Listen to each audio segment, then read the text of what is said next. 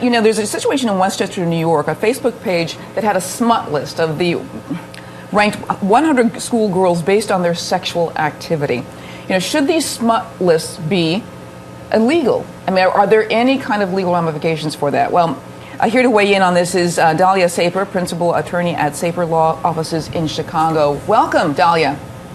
Thanks, Lauren. Hello. You know, first of all, I didn't realize that this kind of thing existed out there. But in a sense, then after I've thought about it, well, it's existed all the time, you know, throughout history, where, you know, the guys always had this little, you know what girl, you know, those had the reputation. But this is kind of taking it to the digitized version. And because it's now become part of the computerized world, it's become much more of a legal issue than it ever was before. Is that right?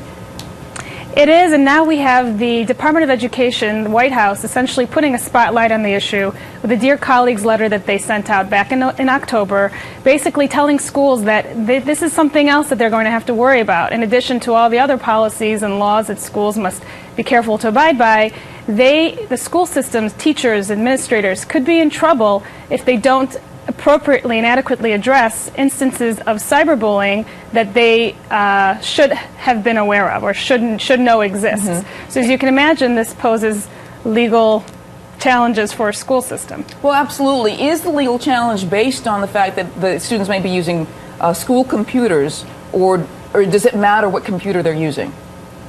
Well, this is part of the debate when it comes to cyberbullying. Where is the line between school time and parent time and after school time? Before, when people had lists or there was bullying that took place, it was in school and in the schoolyard or at the library or in class. Now schools are supposed to monitor students' activities outside of school in electronic formats on cell phones. So it's practically difficult for school to get involved unless the situation has risen to a point where there is some sort of systematic bullying and something needs to take place, some affirmative action needs to be taken by the school. Yeah, you know, one of the problems with technology, it tends to race ahead of our legal system. We don't have the laws to catch up with what's available and what's possible in the technology. So besides it making a very bad emotional situation for a lot of young women, is there any legal problem to it outside of if they're doing it outside of school? Well, we have the Department of Education says yes. They've interpreted the various Supreme Court cases there's several acts that govern civil rights and a school child's ability to access education.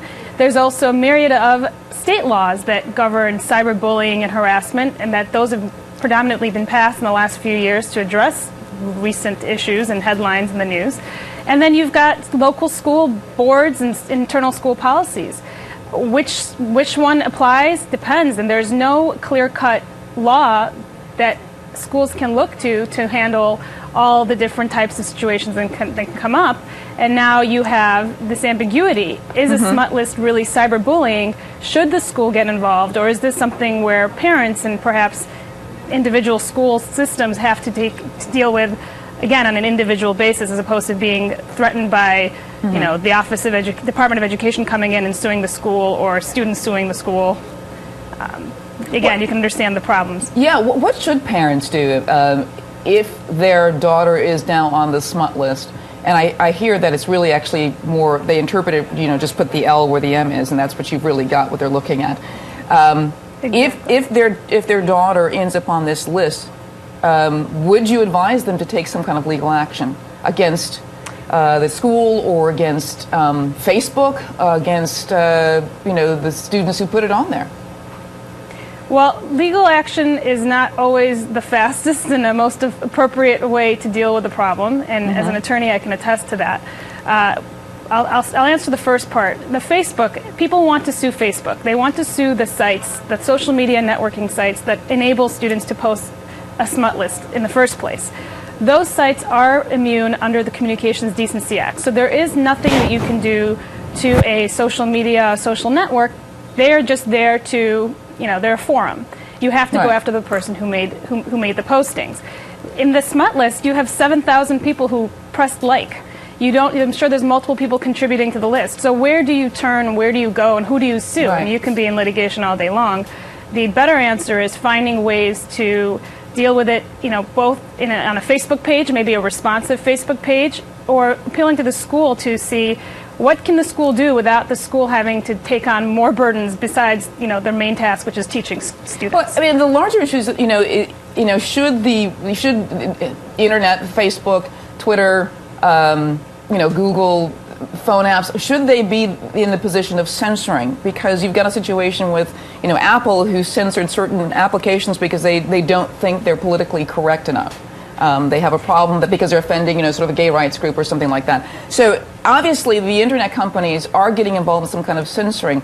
So by challenging them directly, Facebook, would that force them basically to get involved and to start monitoring? Well, like I said, there's absolutely no incentive for these forums to censor. First, again, it's practically impossible. What is bullying? What isn't? What is harassment? What isn't? Sure. Secondly, under that Communications Decency Act, as soon as the site takes more of a publisher's role as opposed to a mere forum, role, and starts removing things and editorializing things, then that immunity is gone, and they can be facing hundreds of thousands of lawsuits, especially in the case of a Facebook. Now, Facebook has taken it upon itself to work with the Department of Education and with schools. They've added a lot of features where students can report problems or instances of cyberbullying to parents and teachers. If I was a school administrator, though, that makes me very nervous because that means I should have known there was some sort of problem, and now if I don't take appropriate measures, I'm looking at big lawsuits. Well, it's interesting. What I think the girls should do is just have some equal time. Put 100 guys on the idiot, chauvinistic, stupid list or something like that. I don't know. I mean, something that would actually be of equal value to guys. Like, we're going to have some equal time for the girls too. Dahlia Saper, thank you so much for coming on and talking about this. This is very important. And you know what? We haven't heard the last of this yet. No, we haven't. Thank you, Lauren. Great. Thank you very much.